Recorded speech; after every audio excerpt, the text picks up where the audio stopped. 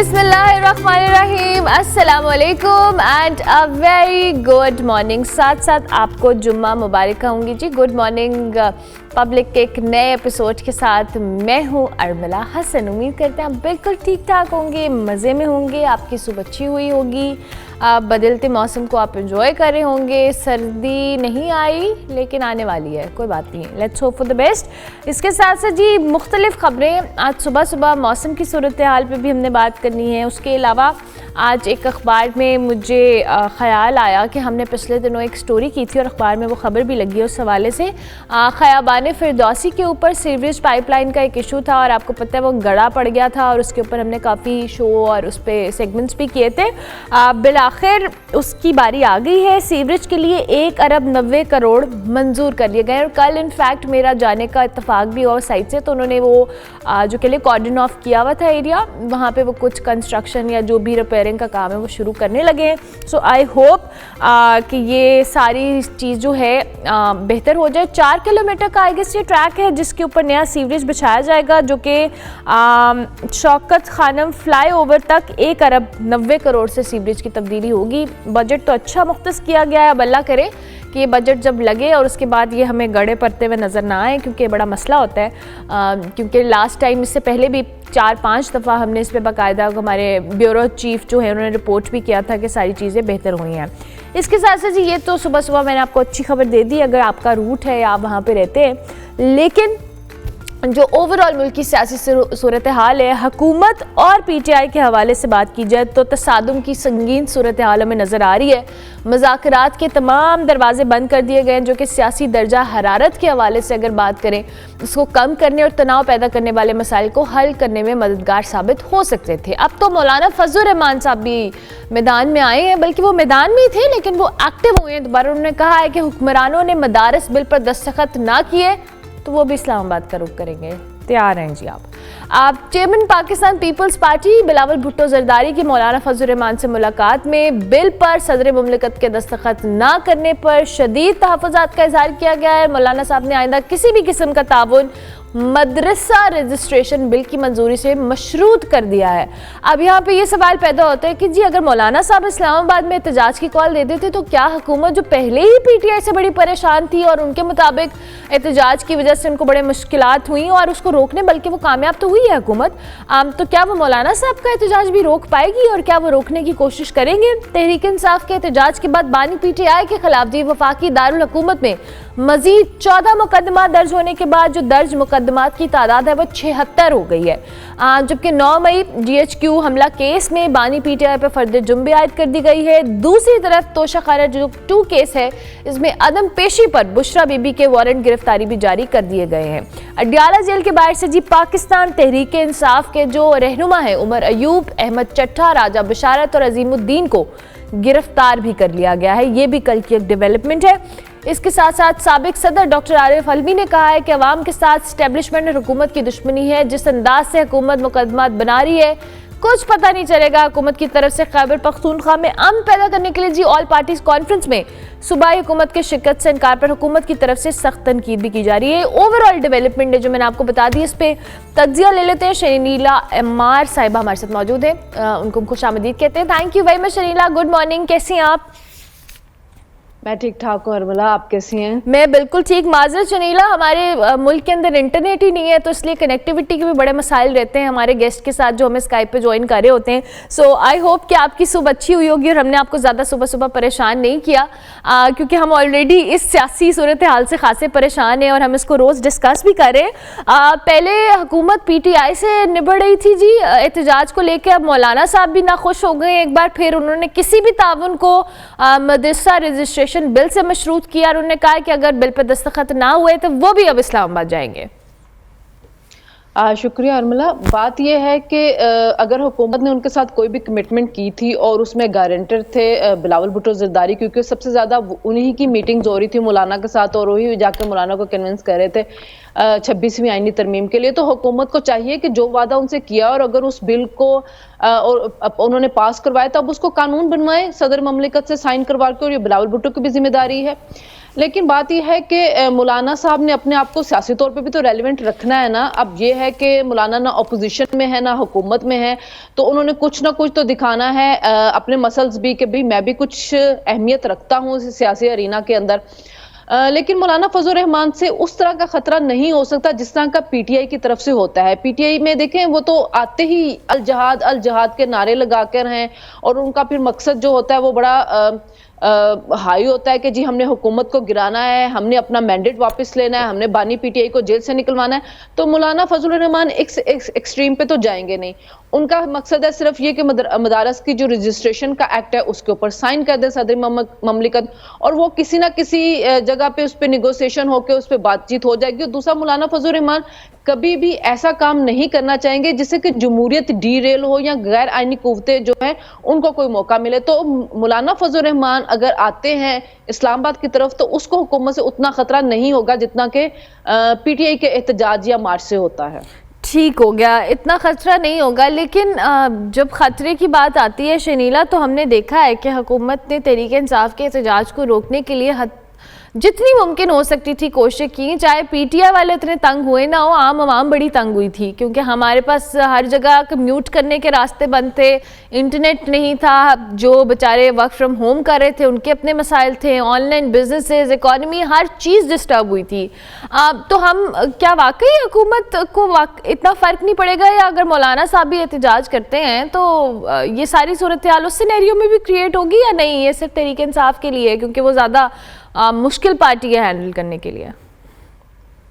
नहीं, आपकी बात बिल्कुल ठीक है कि ये पीटीआई मुश्किल पार्टी है हैंडल करने के लिए। उसकी वजह ये है ना, देखें अभी जब हुकूमत अब फुटेजेस दिखा रही है कि उनके पास असलहा भी था, डीपीओ अटैक की अगर हम सुने तो वो बता रहे हैं कि कितने ट्रेंड लोग उनके साथ थे, और उसके साथ एक पूरे सूबे के वसाइल थे, और फिर वो किसी जगह पे भी मुज़ाकरात के ऊपर आ नहीं रहे होते। आप यहाँ तक देखें कि अभी तक एक कंफ्यूजन जो है उनकी पार्टी के अंदर चल रही है कि बानी पीटीआई ने कहा था संजानी के मुकाम पे चले जाए तो डी चौक कौन लेके गया। ये वो कंफ्यूजन है जिसकी वजह से उनकी पार्टी के अंदर पता भी नहीं चलता कि डिसीजन ले कौन रहा है।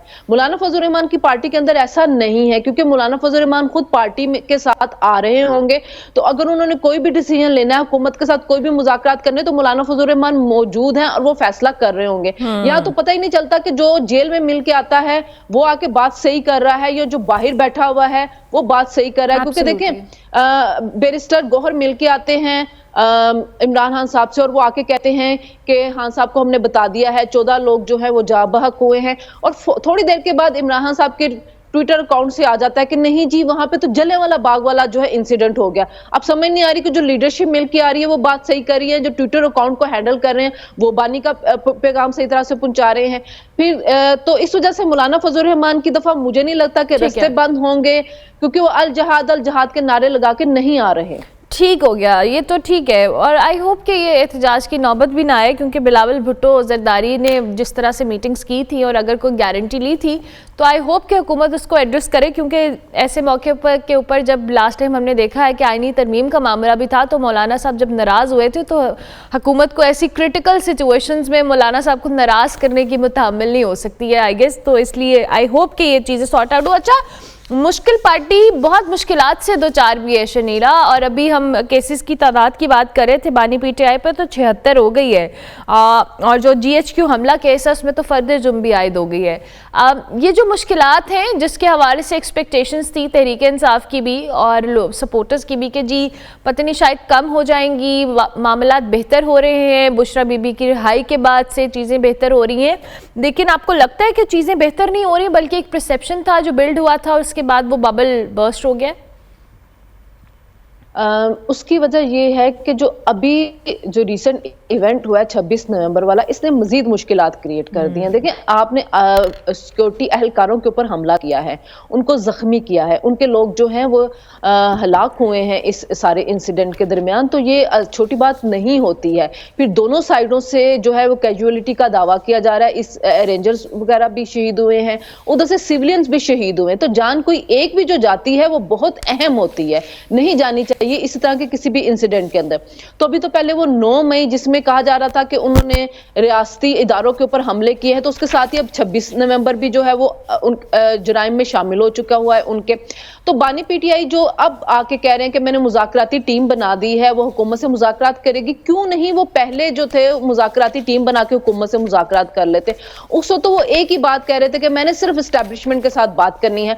देखिए सियासतदान जो होता है ना, वो सियासी हिकमत अमली और सियासी मुज़ाकरात के जरिए ही अपने लिए रास्ते निकालते हैं, वो अपनी सियासत को बंद गली में लेके नहीं जाते। बानी पीटीआई जो थे वो किसी भी मामले के ऊपर लचक नहीं दिखा रहे थे, एक ही था कि मेरा मैंडेट मुझे वापस कर दे, मुझे जेल से रिहा कर दें, तमाम जो लोग हैं उनको भी रिहा कर दें, मैंने 9 मई नहीं किया। अब उनकी जो नई डिमांड आ रही है वो कह रहे हैं कि चलिए जी 9 मई पे जुडिशियल कमीशन बना लें, 26 नवंबर को पे जुडिशियल कमीशन बना लें। अब कहीं पे ये बात नहीं कह रहे कि मेरा मैंडेट मुझे वापस कर दें या मुझे जेल से रिहा कर दें।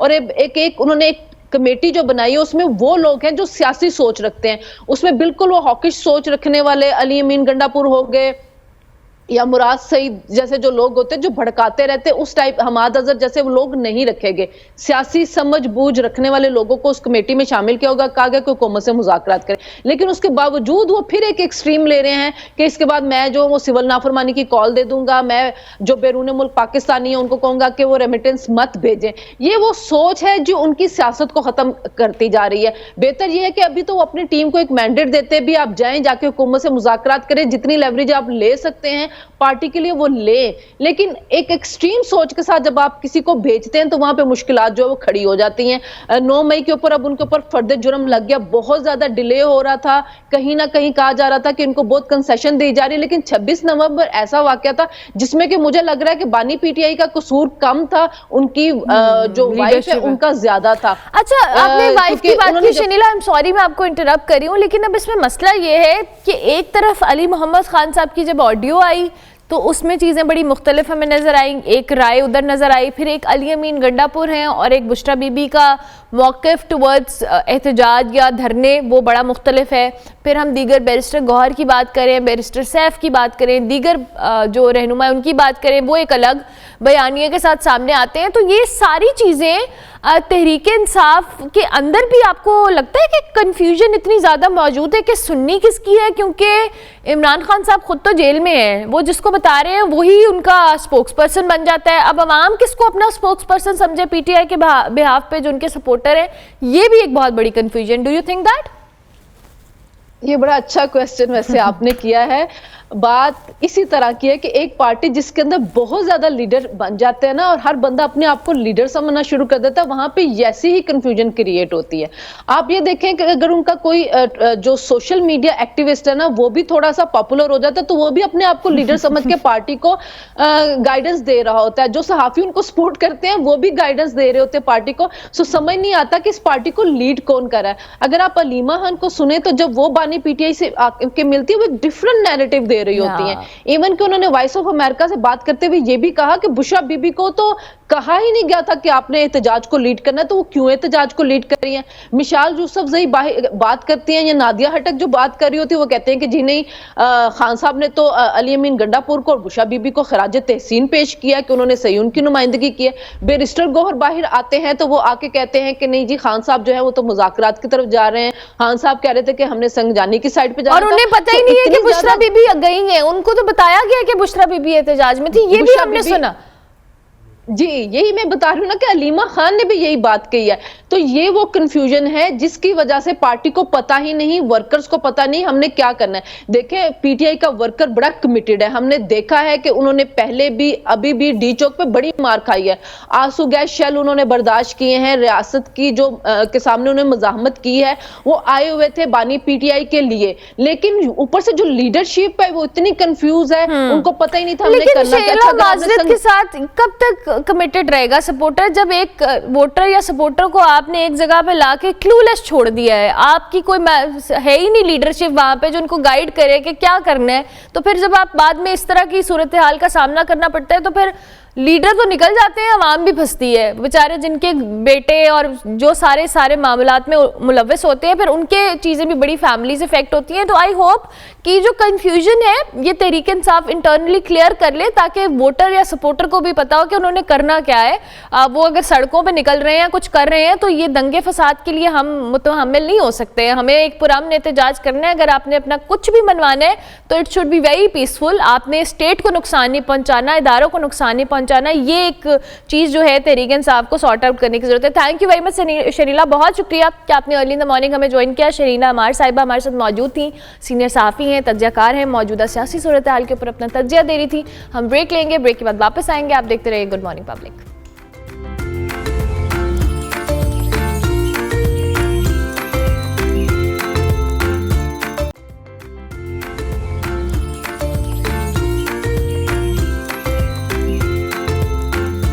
Welcome back to good morning public. जी ब्रेक के बाद वापस आ गए हैं। अब हम ज़रा 17th आलमी उर्दू कॉन्फ्रेंस की बात करेंगे, जिसका आगाज़ गुज़िश्ता रोज़ कराची में हुआ है। जी कराची में आर्ट्स काउंसिल ऑफ पाकिस्तान के ज़ेर एहतमाम कराची के हवाले से हम ये बात कर रहे हैं, जहाँ पे ये कॉन्फ्रेंस का इनेकाद किया जा रहा है। ये 4 रोज़ा कॉन्फ्रेंस है जो 8 दिसंबर तक जारी रहेगी, जिसमें 60 से ज़ायद सेशंस हैं, 60 से ज़ायद सेशंस शामिल हैं। इफ्तिताई जो तकरीब कह ले या सेशन था, इसमें YMCA ग्राउंड में मुनक्किद हुआ है, जहाँ पे सदर आर्ट्स काउंसिल मोहम्मद अहमद शाह साहब और इसके साथ साथ अनवर मकसूद की बात की जाए, इफ्तिखार आरिफ साहब की बात की जाए, एजाज फारूकी साहब की बात की जाए, तो उन्होंने अपने ख्यालात का इजहार किया। इस मौके पे जी मोहम्मद अहमद शाह साहब ने उर्दू ज़बान के लिए जो इफ्तिखार आरिफ साहब हैं और अनवर मकसूद साहब के काम को सराहा भी है। कॉन्फ्रेंस की इफ्तिताई तकरीब के हवाले से, इस कॉन्फ्रेंस के हवाले से हम बात करेंगे। हमारे साथ बड़े ऑनर की बात है कि इफ्तिखार आरिफ साहब मौजूद हैं, उनको हम खुश आमदीद कहते हैं। Thank you very much sir, बहुत शुक्रिया आपके वक्त का। कैसे हैं आप, खैरियत से? बहुत मेहरबानी, बहुत मेहरबानी। इफ्तिखार साहब, सबसे पहले तो इस कॉन्फ्रेंस के हवाले से बताइएगा। 4 रोज़ा कॉन्फ्रेंस है, उर्दू के हवाले से बड़ा आपका भी ज़बरदस्त काम है। तहजीब व सकाफ़त को कह लेना कंबाइन करने के लिए ऐसी कॉन्फ्रेंसेस जब होती हैं तो हमें खुद भी अच्छा लगता है कि इस तरह का काम हो रहा है। आप क्या कहेंगे इस कॉन्फ्रेंस के हवाले से? मैं समझता हूँ कि दुनिया ज़माने में सेमिनार्स होते हैं, मुशायरे होते हैं, नुमाइशें होती हैं, किताब मेले होते हैं, मगर जो कराची आर्ट्स काउंसिल की ये जो सालाना कॉन्फ्रेंस है, इसका एक इख्तिसास ये है कि ये 17 सालों से जारी है और एक ऐसी मुस्तहकम रवायत है जो कहीं और पाकिस्तान में ही नहीं, दुनिया के किसी भी मुल्क में किसी भी ज़बान के अतराफ और अदब के अतराफ इतना बड़ा सिलसिला तक़रीबात का और मुकालमे का और गुफ्तगू का नहीं होता। अच्छा, जो इसका इख्तिसास ये है कि पहली बात तो ये है कि इसका नाम तो है कराची आर्ट्स काउंसिल की उर्दू कॉन्फ्रेंस, मगर हमेशा से इसमें पाकिस्तान की तमाम ज़बानों के नुमाइंदा अदीब तशरीफ़ लाते हैं। उनकी ज़बानों के बारे में, उनके अदब के बारे में, उनकी रवायतों के बारे में, तहजीबी रवायतों के बारे में, लिसानी रवायतों के बारे में, अदबी रवायतों के बारे में गुफ्तगू होती है और एक दूसरे को समझने में, एक दूसरे को जानने में एक मौका मैसर आता है। अच्छा, इसमें आर्ट्स काउंसिल में पहले यानी इसमें म्यूज़िक का भी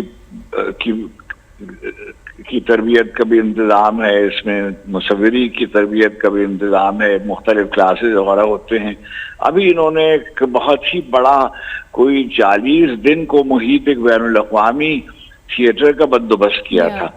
तो कराची जैसे शहर में जो पहले अपनी दहशतगर्दी और इंतशार और फ़िरक़ावाराना और लिसानी और दूसरी किस्म के तज़ादात और तसादुम के बारे में एक मनफी इमेज रखता था, उसको ख़त्म करने में, उसको ज़ाहिर करने में इसने बड़ा किरदार अदा किया है।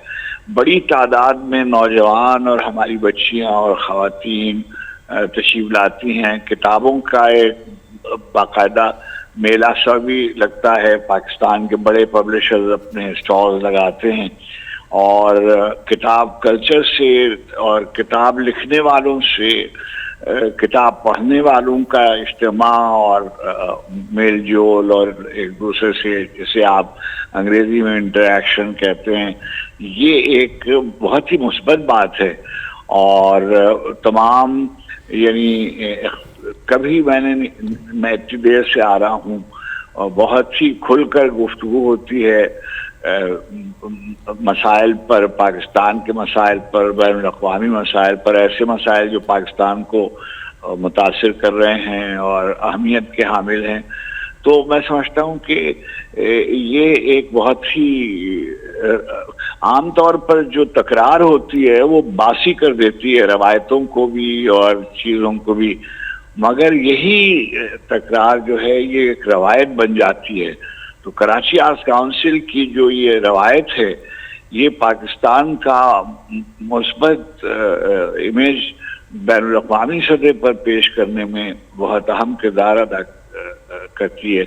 और बैरून मुल्क से, यानी आप समझिए ऑस्ट्रेलिया से और अमेरिका से, कनाडा से, यूरोप के मुख्तलिफ मुल्कों से, मशरिक़ वस्ता से बड़ी तादाद में लोग, अदीब, लिखने वाले, नावल निगार, शायर, सहाफ़ी तशरीफ़ लाए हुए हैं। खुद पाकिस्तान के तमाम ज़बानों के अदीब जमा हैं और मैं देखता हूँ उनको। और मैं बहुत देर से 50-60 बरस मुझको इस शोबे में काम करते हो गया और बहुत ही खुश होता है हाँ आकर। ठीक हो गया। अभी आप जैसे ख़ुद भी बात कर रहे हैं कि माशाल्लाह आपका तो सफ़र बड़ा लंबा है, लेकिन इस कॉन्फ्रेंस के थ्रू आपने कहा कि बहुत सारे यंगस्टर्स भी इंटरैक्ट करते हैं, क्या रुझान है? बिकॉज़ हम किताब दोस्ती या किताबों से दोस्ती के हवाले से जब भी इफ्तिखार साहब बात करते हैं तो अनफॉर्चुनेटली हमारी या मेरी जनरेशन उतनी जो कह लें ना बुक फ्रेंडली नहीं है।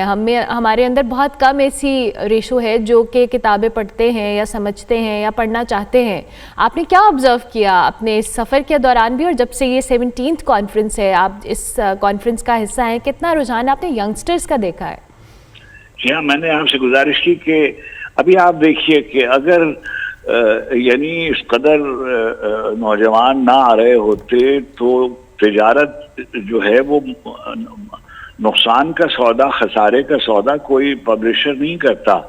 और देखिए इसके बाद आपने बिल्कुल दुरुस्त फरमाया, बैनुल अक़वामी सतह पर किताब बीनी का जो रुझान है वो कम हुआ है। ग्लोबलाइजेशन ने लिटरेचर को, फाइन आर्ट को, आर्ट्स को बहुत मार्जिनलाइज कर दिया है। सबब यह है कि जिंदगी इतनी मुश्किल हो गई है कि जिसे कहते हैं आप रोजी रोटी का मसला जो है वो तरजीही बुनियाद पर, और ये बता दिया गया है कि कामयाब आदमी वो है जो ज्यादा पैसे जिसके पास हैं। तो उसकी तगदाव में और उसकी जिद्दोजहद में कोई गलत बात नहीं है। हर शख्स को इस बात की आज़ादी है और होनी चाहिए कि वो अपनी ज़िंदगी को बेहतर करे, अपने माशरे को बेहतर करे। लेकिन ये जो सब चीज़ें होती हैं, किताब है, मौसीकी है, मुसव्विर ये है, स्पोर्ट्स हैं, ये सब भी ज़िंदगी का लाजमी हिस्सा है। ज़िंदगी में मानी पैदा होते हैं किताब से। किताब जो है वो एक पूरी तहजीब की नुमाइंदा होती है और तर्जुमानी करती है। और मगर आप ये जो ख्याल है कि अभी देखिए, अगर आप लाहौर और कराची और इस्लामाबाद जो बड़े शहर हैं इनमें आप जाइए, किताबों की दुकानें जो हैं वो बंद हो रही हैं और उनकी जगह पर बकौल अशफाक अहमद साहब की जूतों की दुकानें खुल गई हैं और मशीनरी की दुकानें खुल गई हैं। अशिया जो हैं, चीज़ों से मोहब्बत जो है वो ज़्यादा फ़रोग पा गई है सारी दुनिया में। और वो जिन्हें हम कहते हैं फ़नून लतीफ़ा, वो पसपा हो गए हैं। मगर उम्मीद रखनी चाहिए, कोशिश करनी चाहिए किताब कल्चर को वापस लाने की, किताब से नौजवान नस्ल को वाबस्ता करने की। बस्ते हमारे जो हैं निसाब के वो बढ़ गए हैं और बच्चे पूरे वक्त अपने एक्सीलेंस के लिए, चाहे वो ए लेवल में हो, ओ लेवल में हो, मैट्रिक में हो, इंटरमीडिएट में हो, वो सब ये चाहते हैं कि किसी सूरत से हम आगे निकल जाएं।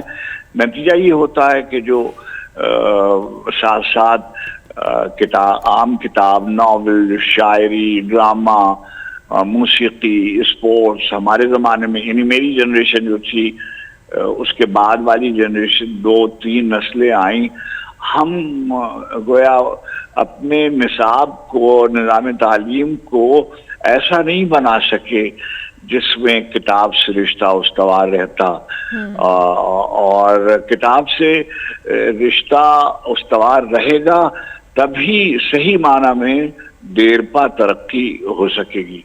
बिल्कुल। अच्छा इफ्तिखार साहब, अभी आपने ख़ुद भी बात की कि पहले ज़माने में आई रिमेंबर कि मेरे नाना अब्बा या मेरे अब्बा अपने उस्तादों के हवाले से जब बताते हैं तो उनका यही होता था कि अगर हम किताब पढ़ भी रहे हैं ना तो हमें उसको इस अंदाज़ में बताया समझाया जाता था कि इंटरेस्ट डेवलप होता था, चाहे वो शायरी है या अफसाना निगारी है, कोई भी ऐसी चीज़ है। आपको लगता है कि आजकल जो हमने करिकुलम में भी इस तरह की चीज़ें इंक्लूड नहीं की हैं कि बच्चों का इंटरेस्ट भी डेवलप हो, चाहे वो उर्दू से रिलेटेड है, किसी भी लिटरेचर से रिलेटेड है, हमें पढ़ाने के अंदाज या बच्चों का इंटरेस्ट डेवलप करने के लिए भी कोई चीज़ें एफर्ट करनी पड़ेंगी? जी ज़रूर करना होगा। जाहिर है जो 20वीं सदी की जो अमराज जो हैं, दवाएं बदलती रहती हैं और माहौल बदलता रहता है, आबो हवा तहजीबी आबो हवा बदलती रहती है। इतनी बड़ी अलगार है और इल्म की भी यूरिश है, अक्सरियत हो गई है। मोबाइल्स पर लाइब्रेरियां पूरी आ गई हैं, हावजे का अलमिया है, लाइब्रेरियां निस्बतन कमज़ोर हो गई हैं। हमारे यहाँ जैसे ही बजट का मसला होता है कॉलेजेस में, यूनिवर्सिटीज़ में और स्कूलों में, तो सबसे पहले वो जो तखफीफ होती है वो लाइब्रेरी का बजट ख़त्म हो जाता है और वगैरह वगैरह। लेकिन उम्मीद रखनी चाहिए। मैं देखता हूँ नौजवानों को आते हैं, अभी इस्लामाबाद में मेला था, अब इसकी कॉन्फ्रेंस के बाद ऑक्सफोर्ड यूनिवर्सिटी प्रेस का एक मेला होता है, लाहौर लिटरेरी फेस्टिवल होता है, फैसलाबाद लिटरेरी फेस्टिवल होता है, मुल्तान में, तुर्बत में, यूनिवर्सिटीज़ में बुक फेयर लगने लगे हैं, मेले लगने लगे हैं किताबों के। तो मैं देखता हूँ नौजवान वापस आ रहे हैं किताब की तरफ। अभी सखर में, मुजफ्फराबाद में और क्वेटा में भी इन्होंने एक तकरीबात का इंतज़ाम किया और वहाँ हज़ारों की तादाद में नौजवानों ने शिरकत की और यानी थैले भर के किताबें बच्चे खरीद रहे थे और वालिदैन अपने बच्चों के साथ आए हुए थे। तो ये पॉजिटिव साइंस हैं किताब की तरफ वापसी के। Definitely. Thank you very much Iftikhar Arif साहब, बहुत शुक्रिया कि आपने सुबह हमें वक्त दिया। इफ्तिखार आरिफ साहब हमारे साथ मौजूद थे। जी, कराची में आलमी उर्दू कॉन्फ्रेंस जारी है, 17th ये कॉन्फ्रेंस है जिसमें मुख्तलिफ अदीब शायर शरीक हो रहे हैं और साथ साथ इफ्तिखार आरिफ साहब के मुताबिक यंगस्टर्स की बड़ी तादाद है, जो कि बहुत हौसला अफजा बात है। हमने ब्रेक लेनी है, ब्रेक के बाद वापस आएंगे। आप देखते रहिए गुड मॉर्निंग पब्लिक।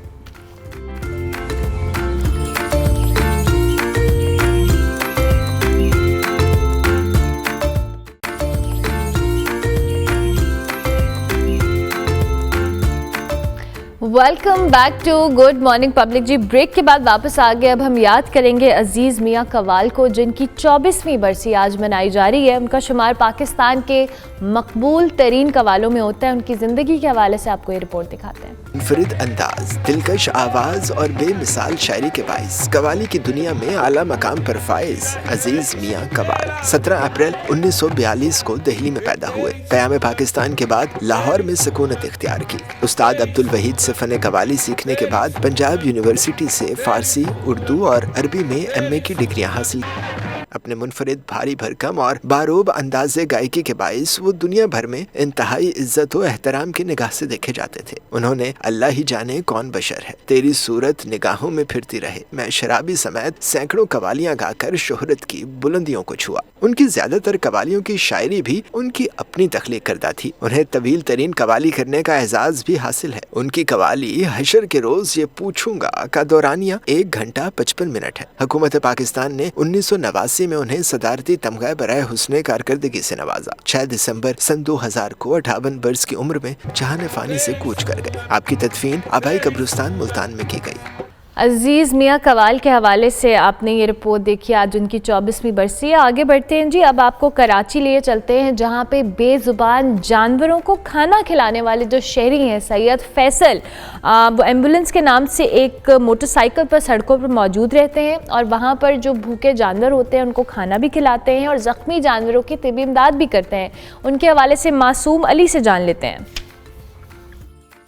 जी बिल्कुल, शहर-ए-कायद के मुख्तलिफ शाहराहों पर मुस्तहिक अफराद और गरीबों के लिए जहां हम दस्तरखान लगता हुआ देखते हैं, जहां पर उन्हें खाना खिलाया जाता है ताकि कोई गरीब जो है वो भूखा ना रहे। इस तरह से शहर-ए-कायद में कुछ ऐसे भी लोग हैं जो कि जानवरों के फलाह व बहबूद का ख्याल रख रहे हैं और उन्हें प्रॉपर जो है वो खाना खिला रहे हैं। जानवर जो होते हैं, जो रोडों पर अक्सर घूम रहे होते हैं, इनका ख्याल जो है वो कोई करता नहीं है और उनके खाने का भी कोई आसरा नहीं होता।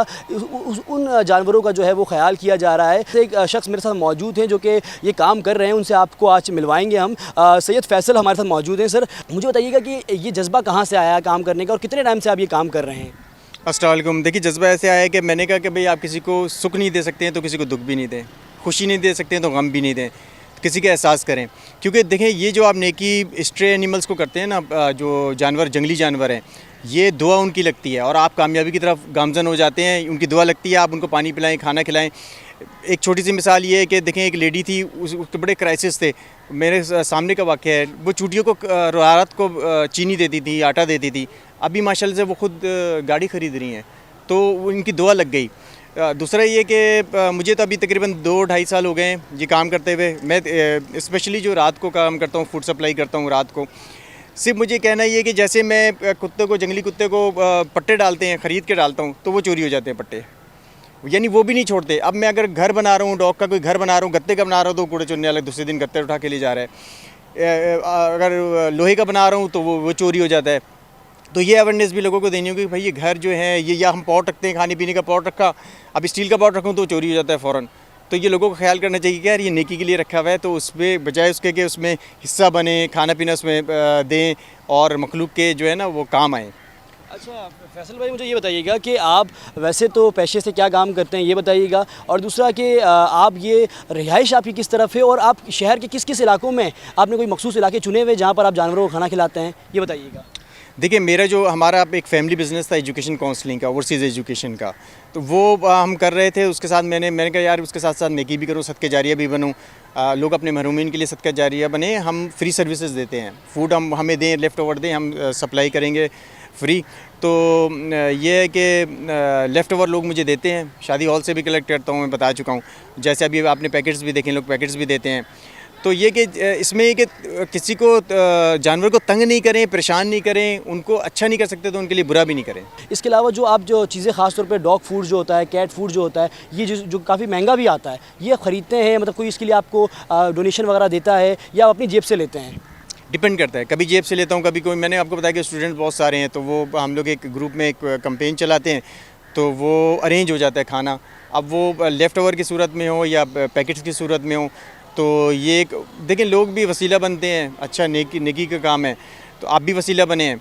तो मैं तो चाहता हूँ कि लोग इसमें वसीला बने और कुत्तों को मारे नहीं, पत्थर नहीं मारें, अवेयरनेस दें, एजुकेट करें लोगों को। अच्छा, मुझे ये बताइएगा, हमने देखा आपकी बाइक पर जो है पीछे आपने एक पिंजरा बांधा हुआ है जिस पे आपने काफ़ी सारे खाने रखे हुए हैं, मुख्तलिफ चारे भी हैं, डॉग फूड भी है, और उसके पीछे भी आपने एक बैनर लगाया हुआ है और आपकी हम टोपी पे भी देख रहे हैं, आपने लिखा हुआ है 1 मैन एम्बुलेंस, तो और अपना नंबर भी आपने लिखा हुआ है। इसका क्या मतलब है आपके, मतलब कि अगर कोई डॉग जो अगर कोई इंजर्ड होता है उसको, या फिर कोई इस तरह के कोई जानवर होते हैं, उनको भी आप कोई मेडिकल तौर पर भी ट्रीटमेंट देते हैं? इसमें देखिए, 1 मैन एम्बुलेंस का मतलब है कि एक आदमी भी सब कुछ कर सकता है, एक आदमी 10 आदमी के बराबर होता है। ये अगर मैं देखिए, टीम भी वर्किंग करती है, लेकिन अगर मैं अभी ज़ख्मी देखूँ, वो थोड़ी देर 15-20 मिनट में मर जाएगा, मैं टीम का इंतज़ार करता रहूँ। तो अगर आप हिम्मत करें, आपका एक विजन हो, तो आप उसको पिक करें। मैं पिक करता हूँ, उसको फ़ौरन लेकर हॉस्पिटल जाता हूँ। अगर उसको ट्रीटमेंट की ऑन स्पॉट ज़रूरत होती है तो ट्रीटमेंट कर देता हूँ, वरना फिर उसको आगे जाके हम शेल्टर में कैप्चर करते हैं, शेल्टर में दे देते हैं, वहाँ उनका इलाज होता है। कोई आपकी तरह का ये काम करना चाहता है तो उसे किस तरह से आप मोटिवेट करेंगे? देखिए, मैं तो कहता हूँ कि लोग काम करें। अगर मैं फ़र्ज़ करें मुझे कोई कॉल कर रहा है कि जी वो मैं एक सिग्नल पे खड़ा हुआ हूँ, मुझे कॉल आती है जी कोरंगी पहुँच जाएँ, तो कोरंगी के जो लोग हैं वो वहीं से वहीं इसको पिक कर लें तो टाइम बचेगा। तो मैं तो चाहता हूँ कि लोग काम करें, अच्छा नेकी का काम। देखिए नेकी जो है ना, लोग ढूंढ के लोगों को करनी चाहिए। तो ये तो बहुत, इसलिए इस तरफ लोगों का रुझान कम है, एनिमल्स की तरफ। लोगों को खाना खिला दिया, लेकिन मैंने आपको पहले भी बताया कि देखें उसकी भी, जानवर की भी भूख होती है, उसका भी पेट भरें।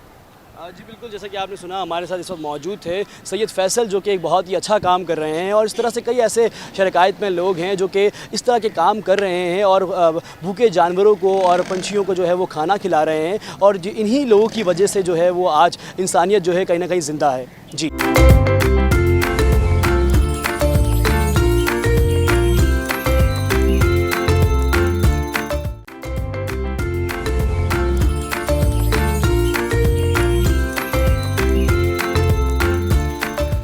Welcome back to good morning public. जी ब्रेक के बाद वापस आ गए। बड़ी लंबी ब्रेक हो गई थी, लेकिन कोई बात नहीं, हम आपको लंबी ब्रेक के बाद अच्छी अच्छी बातें बताएंगे। वो है आपकी बॉडी के अंदर विटामिन डी की अगर कमी है तो आपने उसको कैसे पूरा करना है। वैसे नॉर्मली ख़वातीन के अंदर भी इवन कहते हैं कि आप हमारा चूँकि धूप में एक्सपोजर उस तरह से नहीं होता, ज़्यादा हम अवॉइड कर रहे होते हैं, तो ऐसे मौसम के अंदर हम धूप जब सेक रहे होते हैं तो विटामिन डी मिल रहा होता है। लेकिन उसके और क्या क्या सोर्सेज हैं, आप अपनी विटामिन डी की कमी को कैसे पूरा कर सकते हैं, इस हवाले से बात करेंगे। और जाहिर है इससे आपकी बोन्स वीक होती हैं, आपका इम्यून सिस्टम है वो भी इफेक्ट होता है। समन इश्तियाक हमारे साथ मौजूद है। अस्सलाम वालेकुम समन, कैसी हैं आप? मैं बिल्कुल ठीक, आप कैसी हैं? मैं बिल्कुल ठीक। समन, वैसे विटामिन डी की कमी हम नॉर्मली सुनते हैं, और मैंने तो शायद एक कैप्सूल भी लेना शुरू किया था आफ्टर एवरी 15 डेज, तो वो लोग नॉर्मली समझते हैं कि उस कैप्सूल से कमी पूरी हो जाती है। कैसा होता है? अच्छा अर्मिला, अगर तो वैसे देखा जाए, टू बी वेरी ऑनेस्ट, आजकल विटामिन डी हर हम में से कोई भी टेस्ट करवाएगा ना, उसकी डेफिशिएंसी आएगी ही आएगी। हम डेली बेसिस पे देख रहे हैं अपने हॉस्पिटल्स में कि अगर आपके पास लेट्स सपोज के अगर 100 की प्रिवलेंस है तो उसमें 90% लोगों को विटामिन डी है इस टाइम, क्योंकि सबसे ज़्यादा जो हमारा विटामिन डी का सोर्स है वो सूरज है।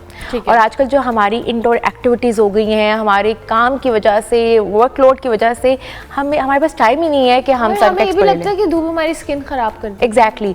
और दूसरा ये भी होता है कि एक तो हमारा एक्सपोजर नहीं है सन का, और सेकेंडली अनफॉर्चुनेटली जो विटामिन डी है वो उसकी हमारी बायोअवेलेबिलिटी बहुत कम है फूड सोर्सेज में।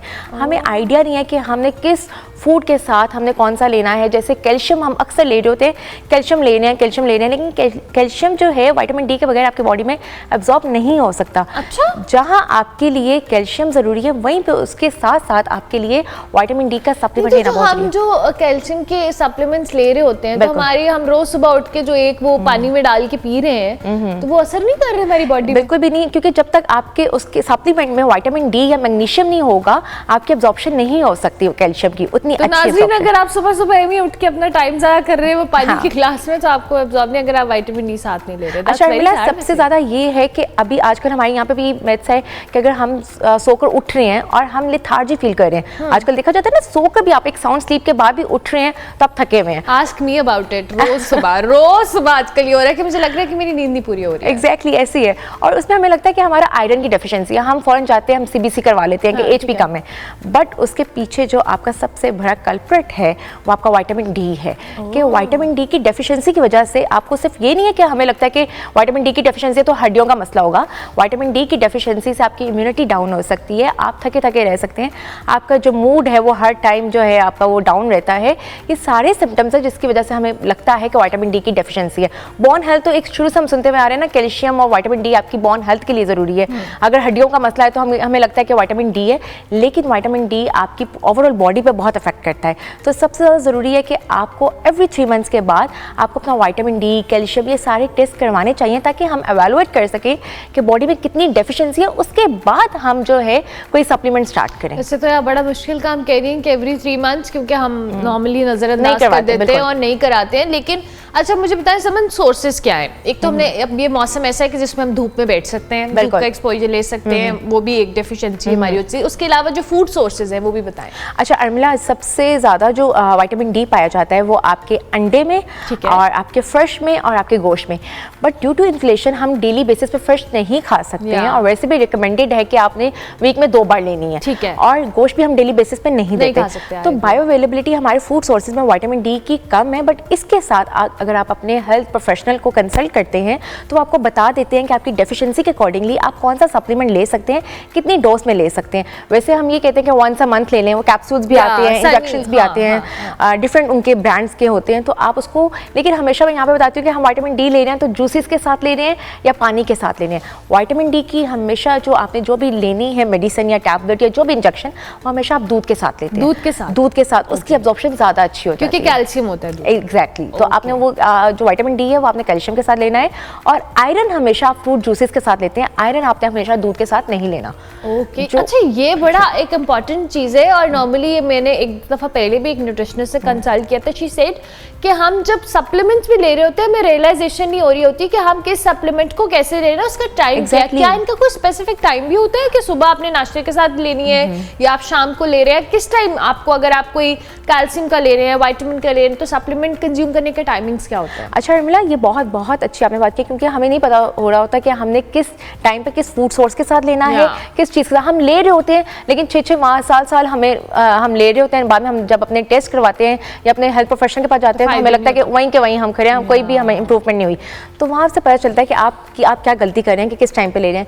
अक्सर हम देखते हैं कि हमारी जो प्रिस्क्रिप्शन आती है उस पर डॉक्टर ने लिखा होता है with meal, after meal, before meal. ये बहुत ज़रूरी होता है। तो जितने भी सप्लीमेंट्स हैं या विटामिन डी है वो हमेशा हम रिकमेंड करते हैं कि आप आफ्टर ब्रेकफास्ट या ब्रेकफास्ट के साथ या लंच के विद मील आप लेना शुरू कर दें, लेकिन विटामिन डी हमेशा दूध के साथ लेना है। दूध के साथ लेना है, और वो आप किसी भी टाइम ले सकते हैं, किसी भी टाइम ले सकते हैं। हाँ, लेकिन आपने दूध के साथ विटामिन डी का कैप्सूल खा रहे हैं, जो भी खा रहे हैं। ओके, अच्छा आप मुझे ये बताएं, क्या ये जो सप्लीमेंट्स हैं ये ऑल्टरनेट है हमारी डाइट का, या जो लोग समझते हैं कि अगर हमने विटामिन्स के सप्लीमेंट्स ले रहे हैं, रेगुलर बेसिस पे ले रहे हैं, तो अगर हम जूस नहीं पी रहे या मीट नहीं खा रहे या कोई चीज़ नहीं खा रहे तो ठीक है, इट्स ओके, हम सप्लीमेंट्स तो ले रहे हैं। अच्छा अर्मिला, ये सप्लीमेंट्स को अल्टरनेटिव फूड का कहना, आई गेस ये मुझे लगता है कि बहुत ज़्यादा इस पे बहस हो सकती है, क्योंकि जो सप्लीमेंट्स है वो सिर्फ आपको सपोर्ट करने के लिए कर सकते हैं। जो आपकी ग़िज़ा है, वो न्यूट्रिशन है, वो आपको आपकी फूड से मिलेगी। बिल्कुल, फूड का अल्टरनेटिव कोई नहीं है, नेचुरल सोर्स है, वो तो नेचुरल ही है। बिल्कुल, और जो नेचुरल सोर्स से आपकी बॉडी में इफेक्ट डालना है वो आपके सप्लीमेंट से नहीं डालना। हमारी एशियन पॉपुलेशन अनफॉर्चुनेटली हमें ये होता है कि फ़ौरन हम सप्लीमेंट्स की तरफ चले जाएं,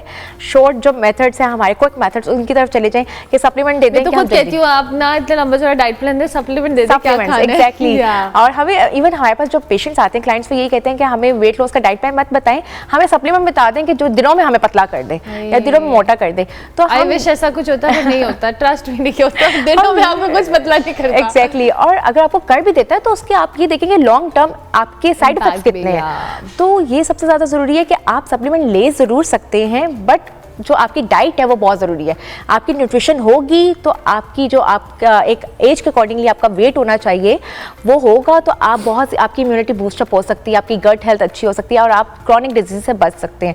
लेकिन अगर आप सिर्फ अपनी डाइट को आप इग्नोर करें और आप कह रहे हैं कि मैंने अपनी बॉडी में सिर्फ और सिर्फ दवाइयाँ डालनी है, सप्लीमेंट्स डालने हैं, तो लेटर ऑन आपको बहुत साइड इफेक्ट्स दे सकते हैं। अच्छा, एक होती है आयरन डेफिशिएंसी, एक होती है जिंक डेफिशिएंसी, ये इनमें मुझे थोड़ा सा क्लियर करें कि ये डिफरेंस क्या होता है। और सेकेंडली, जिन लोगों को होती है, इवन बच्चों में भी हमने देखा आयरन डेफिशिएंसी बहुत ज़्यादा होती है। कैल्शियम तो चूंकि वो दूध पी रहे होते हैं कुछ बच्चे या जो भी उनका होता है तो वो कहीं ना कहीं पूरा हो जाता है, लेकिन आयरन डेफिशिएंसी में बहुत अब फ्रीक्वेंटली सुनना शुरू हो गया कि बच्चे में आयरन की कमी है, बच्चे में आयरन की कमी है। अच्छा एमिलस, आयरन जो है वो बेसिकली आपके गोश्त पे, आपकी वेजिटेबल्स पे, और वेजिटेबल्स के साथ आयरन के साथ हम हमेशा कहते हैं विटामिन सी लेना है, जो कि फ्रूट्स है। ठीक है, आपने विटामिन सी लेना है ताकि उसकी एब्जॉर्प्शन अच्छी हो जाए।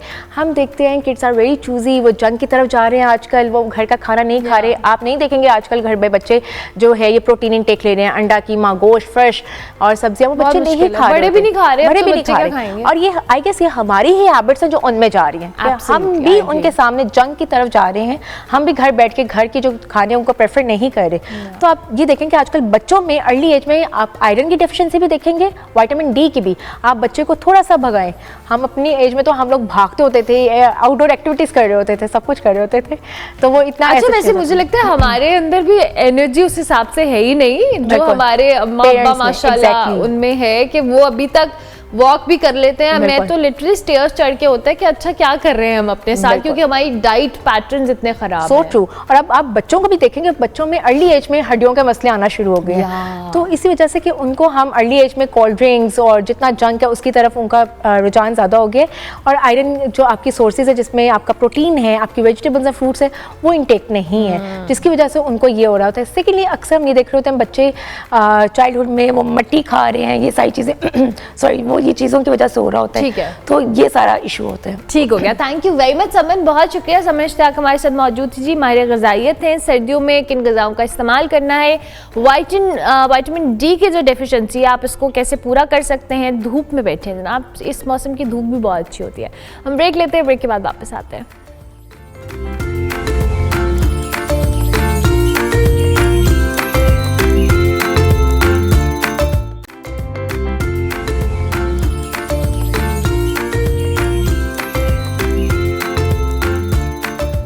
Welcome back to good morning public जी प्रोग्राम में आपको खुश आमदीद कहेंगे एक बार फिर से। क्रिकेट पे हम बात करते हैं, आपको पता है, और चैम्पियंस ट्रॉफी वाला मामला है कि वो जो कह रहे हैं ना लंबा ही हो गया है, बहुत ज़्यादा समझ नहीं आ रही कि क्या होगा इसका एंड। गुज़िश्ता रोज़ जी आपको पता है कि आईसीसी की जानिब से एक और इजलास बुलाया गया था और मुतवक्की मीटिंग है वो मुलतवी हो गई। अब ये इजलास 7 दिसंबर को होगा, यानी कल के दिन, क्योंकि आज 6 दिसंबर है।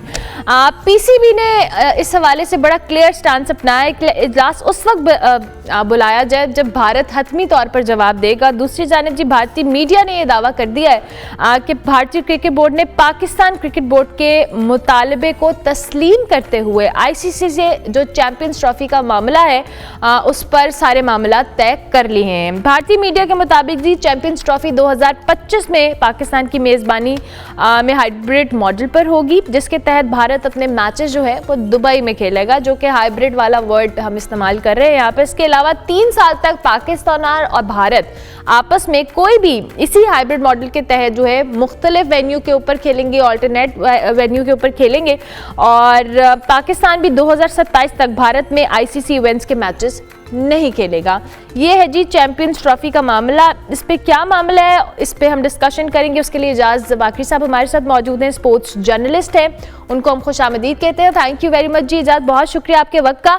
आपसे सवाल करने से पहले मैं थोड़ा सा जिम्बाब्वे के हवाले से भी बात करूंगी और स्टूडियोज़ में जो हमारे गेस्ट हैं उनका भी तारीफ करवाऊंगी जी। पाकिस्तान ने आपको पता है जिम्बाब्वे के खिलाफ जो T20 सीरीज़ है वो जो आखिरी मैच है उसमें दिलचस्प मुकाबले के बाद 2 विकेटों से शिकस्त खाई है, और लेकिन सीरीज़ 2-1 से अपने नाम कर ली है। जिम्बाब्वे ने 133 रन्स का अदद दिया था और 8 विकेटों के नुकसान पर हासिल किया। इस पर हम डिस्कशन भी करेंगे और चैंपियंस ट्रॉफी के मामले पे भी बात करेंगे। शमशेर नियाजी हमारे साथ स्टूडियोज़ में मौजूद है। शमशेर अस्सलाम वालेकुम। वालेकुम अस्सलाम। कैसे हैं आप? ठीक मैं ठीक ठाक अल्हम्दुलिल्लाह, आप कैसी हैं? मैं बिल्कुल ठीक हूँ शमशेर। मैं ज़रा पहले एजाज साहब से हम बात कर लेते हैं। एजाज बाकरी साहब, ये जो चैंपियंस ट्रॉफी वाला मामला है बड़ा ही कोई तोल पकड़ गया, समझ नहीं आ रही क्या होगा। इजलास आया, बुलाया, मुलतवी हो गया, अब 7 दिसंबर को होगा। क्या एक्सपेक्टेशंस हैं जी? एज ए जर्नलिस्ट आपको क्या लगता है क्या होगा? और देखिए, पाकिस्तान क्रिकेट बोर्ड को ये तो कामयाबी जरूर मिली है गुज़श्ता रात को, क्योंकि बीसीसीआई ने पाकिस्तान क्रिकेट बोर्ड का जो 3 साल का पार्टनरशिप फार्मूला था उसको एक्सेप्ट कर लिया है। पिछले 3-4 दिन से ये जो आप भी डिस्कस कर रही हैं कि ये समझ नहीं आ रही थी कि आगे क्या होगा, क्या चैंपियंस ट्रॉफी पाकिस्तान में होगी या नहीं होगी। तो पाकिस्तान ने जो 3 साल की डील ऑफर की थी इंडियन क्रिकेट बोर्ड को, तो उन्होंने पहले तो 4-5 दिन तक इस बात के नखरे दिखाए कि हम कैसे आपको ये लिख के दे दें कि पाकिस्तान टीम भी हमारे पास ना आए। लेकिन मोहसिन नकवी की हमें तारीफ करनी पड़ेगी। इससे पहले बहुत सारे पाकिस्तान के चेयरमैन है जिन्होंने कभी इस तरह का ना स्टांस लिया, ना स्टैंड लिया, और ना ही कभी इस तरह कभी अपने हक के लिए कभी कहीं कोई बात की। उसकी सबसे बड़ी एग्जाम्पल 2023 में गुज़श्ता साल की है, जब हमने अपना एशिया कप उठा के श्रीलंका में जाके करवा दिया और 15 दिन बाद अपनी टीम को हम लेके इंडिया चले गए। ना कुछ पूछा, ना कुछ बताया, ना कौम को एतमाद में लिया, ना इंडिया से सिक्योरिटी का कोई प्लान तलब किया। लेकिन इस बार मोहसिन नकवी ने इनको तंग किया है, हमें तारीफ करनी पड़ेगी। आपको पता है पॉलिटिकली लोग उनके ऊपर बड़ी तनकीद करते हैं, लेकिन इस मसले में उन्होंने भारत को घुटने टेकने पे मजबूर किया है और ये क्रेडिट उनको जाता है। डेफिनेटली क्रेडिट तो जाते हैं। और स्टांस के हवाले से हम पहले दिन से बात करें कि अगर पाकिस्तान ने ये स्टांस अपनाया है तो इट्स गुड, लेकिन वही बात है कि इंडिया की भी तो हर धर्मी अपनी जगह पे बरकरार है। शमशेर, और जिस तरह से इन्होंने कहा कि पीसीबी या मोहसिन नकवी साहब के हवाले से कहें तो अच्छा स्टांस है, लेकिन स्टिल अब ये इंप्रूवमेंट आई है कि जी वो जो हमने एक पार्टनरशिप मॉडल पेश किया था उस पर वो अग्री कर गए, लेकिन अभी जो कल होगी हतमी मीटिंग उसमें पता लगेगा। क्या लगता है ठीक किया हमने? देखें, सबसे पहले बात तो ये है कि मोहसिन नकवी साहब ने जो एक झाका खोल दी है ना कि इन फ्यूचर अगर वो ना भी रहे तो आईसीसी के सामने या बीसीसीआई के सामने जो स्टैंड लेने वाली बात है पीसीबी की, वो एक झाका उन्होंने खोल दिया है। एटलीस्ट उन्होंने अपनी बात बनवाई नहीं है, लेकिन एक उन्होंने पैगाम दे दिया कि हम नेक्स्ट टाइम के लिए अगर इस तरह के हाइब्रिड मॉडल्स अगर आपने पेश करने हैं तो हम उसके लिए स्टैंड लेंगे। अभी तो पाकिस्तान एग्री कर गया है, लेकिन मैं अभी भी थोड़ा सा इस बात से डिसएग्री करता हूँ कि पाकिस्तान को मजीद स्टैंड लेना चाहिए था, क्योंकि चैंपियंस ट्रॉफी ओन करनी चाहिए पाकिस्तान को।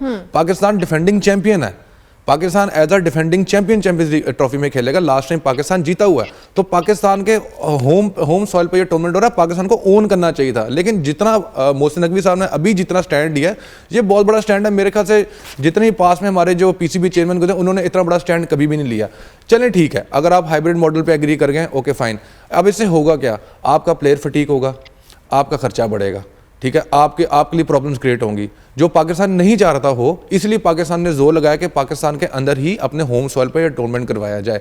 अब 3 साल के लिए उन्होंने साथ ही जो आईसीसी का चेयरमैन जो अभी जय शाह साहब आए हैं, वो आईसीसी के चेयरमैन भी हैं, वो बीसीसीआई के चेयरमैन भी हैं। अब फैसला वो खुद ही अपने हाथ में लेके बैठे हुए हैं। इसलिए पाकिस्तान क्रिकेट बोर्ड जितने भी स्टैंड्स ले रहा है, ये बहुत अच्छे स्टैंड दे रहा है। उनके सामने आप खड़े हो रहे हैं, उनको कह रहे हैं कि नहीं जी हम इंडिया के खिलाफ सीरीज। अब पाकिस्तान बड़े धल्ले से आ रहा है, पाकिस्तान कहता है कि हम खेलना चाहते हैं आपके साथ, हमारे होम सॉइल पे हैं। इंडिया, मैं लोगों को ये पैगाम देना चाहता हूँ कि आपने इंडियन प्लेयर को नहीं कुछ कहना, जो उनके पीछे जो बोर्ड बैठा हो ना, ये सारी शैतानी उनकी है। ये जितना भी जो तंग कर रहे हैं वो पाकिस्तान क्रिकेट बोर्ड को, वो उनकी जो बोर्ड पीछे बैठा है वो उनको कर रहा है। प्लेयर्स को कुछ नहीं कहना। इंडिया, हम जितने फैंस विराट कोहली और रोहित शर्मा के पाकिस्तान में, उतने शायद इंडिया में भी ना हो।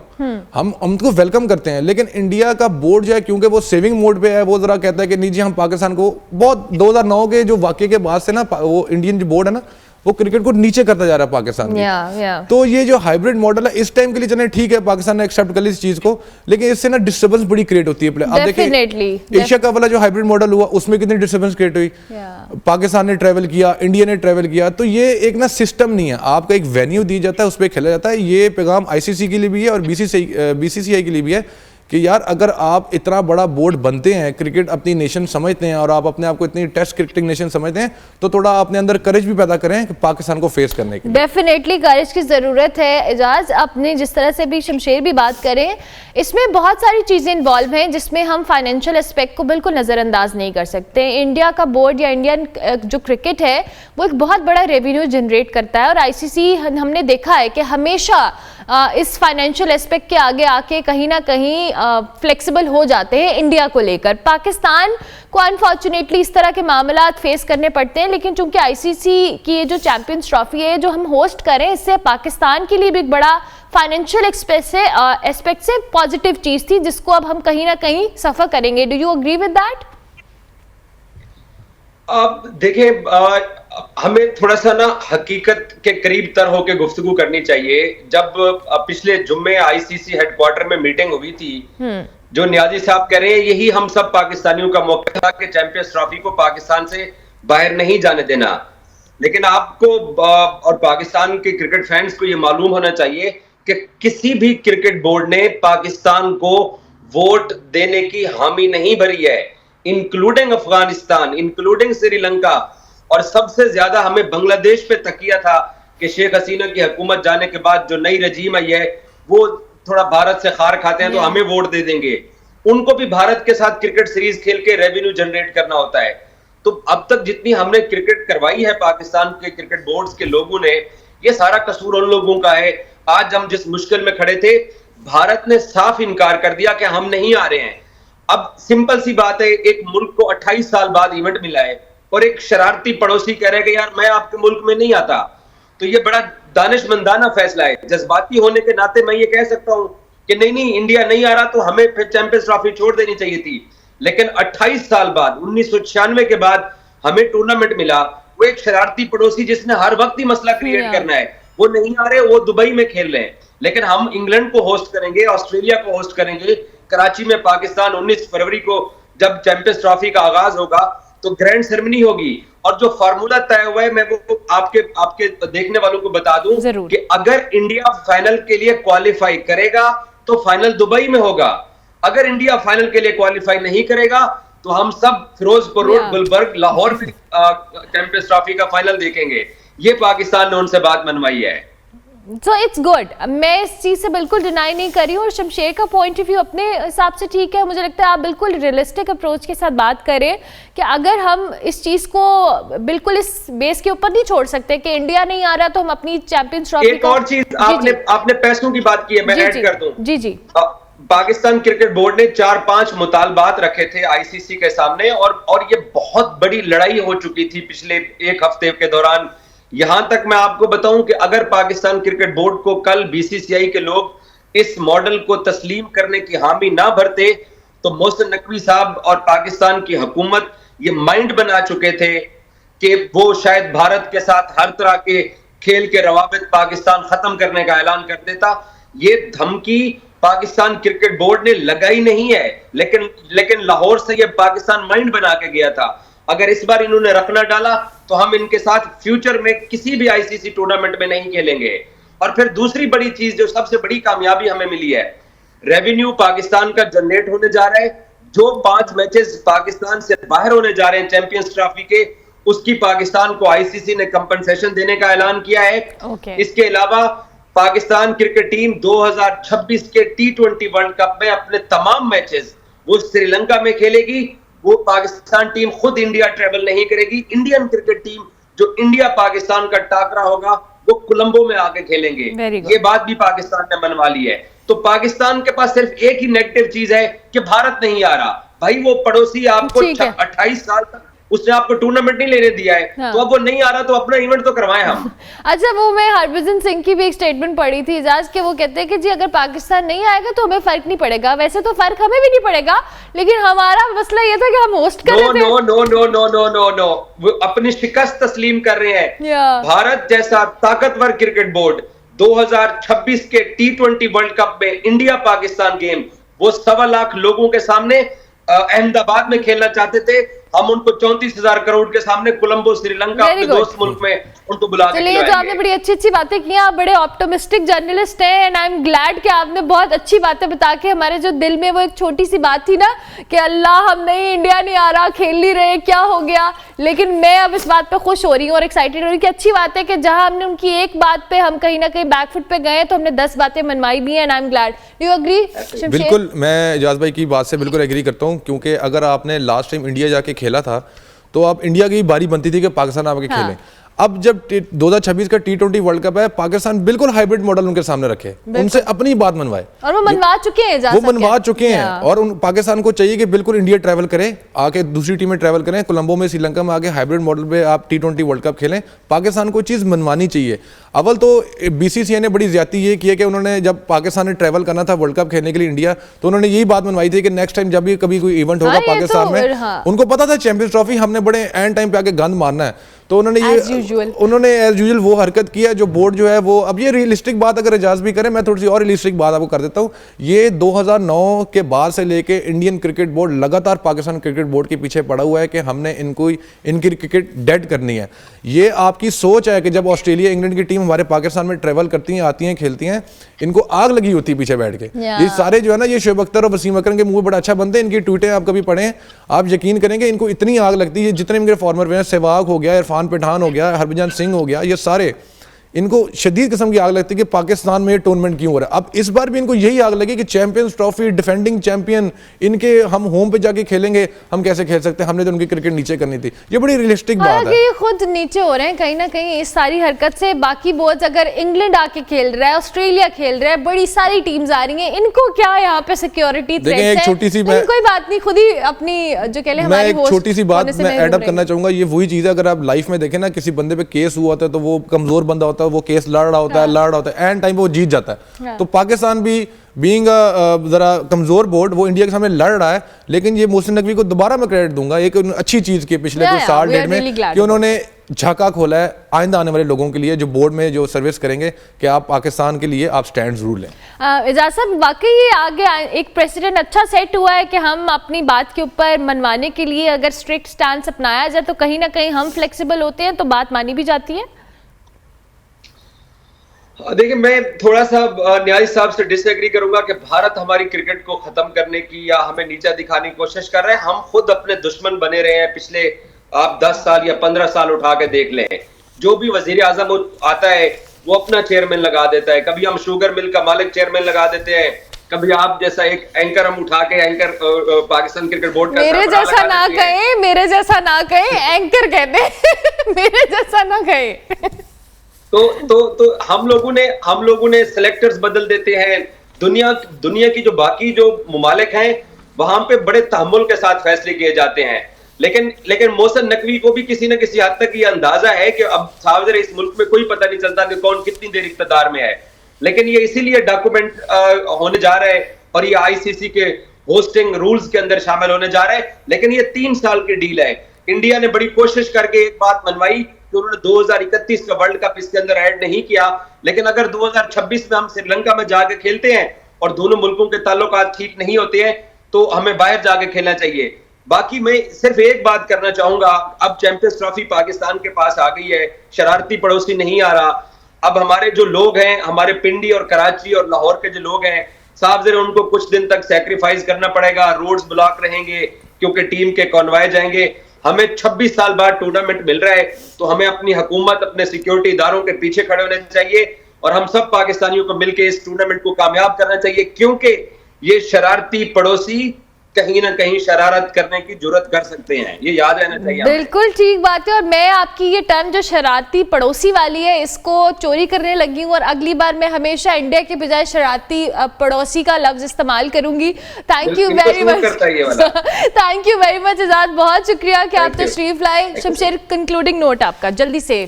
देखें, एजाज भाई की बात से मैं एग्री करूंगा कि वाकई हमने अपनी हरकतों की वजह से जो है हमने क्रिकेट को तबाह किया है। हम प्लेयर चेंज कर देते हैं, हम सिलेक्शन कमेटी चेंज कर देते हैं। पिछले 3 सालों में 3 दफ़ा तो सिलेक्शन कमेटी चेंज हुई है, आपके पीसीबी चेयरमैन चेंज हो जाते हैं। तो खुद स्टेबल हुए ताकि आप बड़े बोर्ड्स को आंख दिखा सकें, और आंखें दिखानी चाहिए ताकि आप दुनिया में, आप एक क्रिकेटिंग नेशन है, आप एक टेस्ट क्रिकेट नेशन है, आपके रिकॉर्ड्स हैं, आपने बड़े बड़े प्लेयर प्रोड्यूस किए हैं, आपने बड़े बड़े लेजेंड्स निकाले, इमरान खान, शोएब अख्तर, वसीम अकरम, इंजमामुल हक, सईद अनवर, ये ऐसे ऐसे बड़े बड़े नाम हैं जिन्होंने पाकिस्तान की क्रिकेट में बहुत बड़ा नाम कमाया है। तो इनके लिए और जो अब आने वाले प्लेयर है जो आप खेल रहे हैं, इन सब के लिए ये बहुत अच्छी चीज़ है कि अपने लिए स्टैंड लें, क्रिकेट के लिए स्टैंड लें और अपने बोर्ड के, अपने सिस्टम को ठीक करें ताकि हम दुनिया में बड़ी क्रिकेट के सामने आंखें दिखा सकें और अपनी बातें इंडिया की तरह मनवा सकें। जबरदस्त जी, thank you very much Shamsher, बहुत शुक्रिया आपका। प्रोग्राम का वक्त खत्म हुआ जी, मेरी आपसे मुलाकात होगी मंडे को, तब तक के लिए अल्लाह हाफिज।